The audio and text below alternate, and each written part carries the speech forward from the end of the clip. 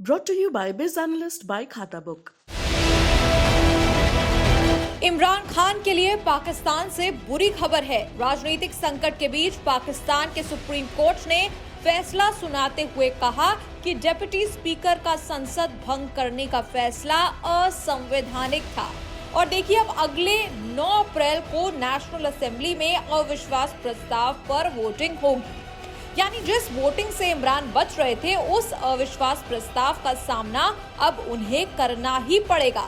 Supreme court के फैसले के बाद पीटीआई के एक नेता ने कहा कि हम सुप्रीम कोर्ट के फैसले का स्वागत करते हैं।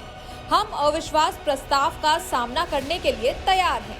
आपको याद होगा, कुछ ही दिन पहले इमरान ने देश को संबोधित करते हुए कहा था कि मैं आखिरी गेंद तक सामना करूंगा। लेकिन बाद में क्या हुआ, आपने देखा, संसद हुई भंग। और देखिए, वहीं सुप्रीम कोर्ट के फैसले के बाद अब नेशनल असेंबली फिर से बेहाल हो गई है।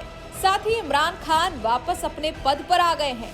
सुप्रीम कोर्ट का कहना है कि प्रधानमंत्री संविधान से बंधे हुए हैं, इसलिए वो राष्ट्रपति को विधानसभाओं को भंग करने की सलाह नहीं दे सकते।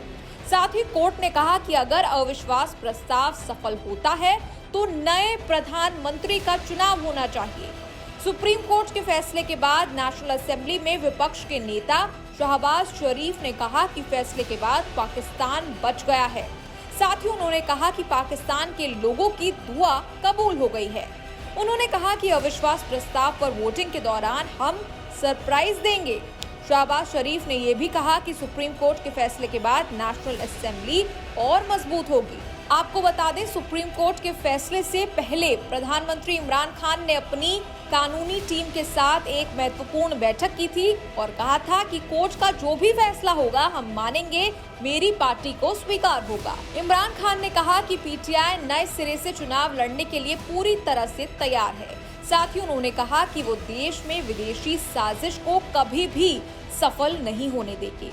इससे पहले पाकिस्तान के सुप्रीम कोर्ट ने पीएम खान के खिलाफ अविश्वास प्रस्ताव को खारिज करने के नेशनल असेंबली स्पीकर के फैसले से संबंधित एक मामले में अपना फैसला सुरक्षित रख लिया था। ये सुनवाई डिप्टी स्पीकर के उस आदेश के खिलाफ दायर याचिका पर हो रही थी, जिसमें इमरान सरकार के खिलाफ आए अविश्वास प्रस्ताव को खारिज कर दिया गया था। इसके बाद ही पाकिस्तान की संसद को भी भंग कर दिया गया था और 90 दिनों के अंदर चुनाव कराने की मांग हुई थी। न्यूज़ तक ब्यूरो।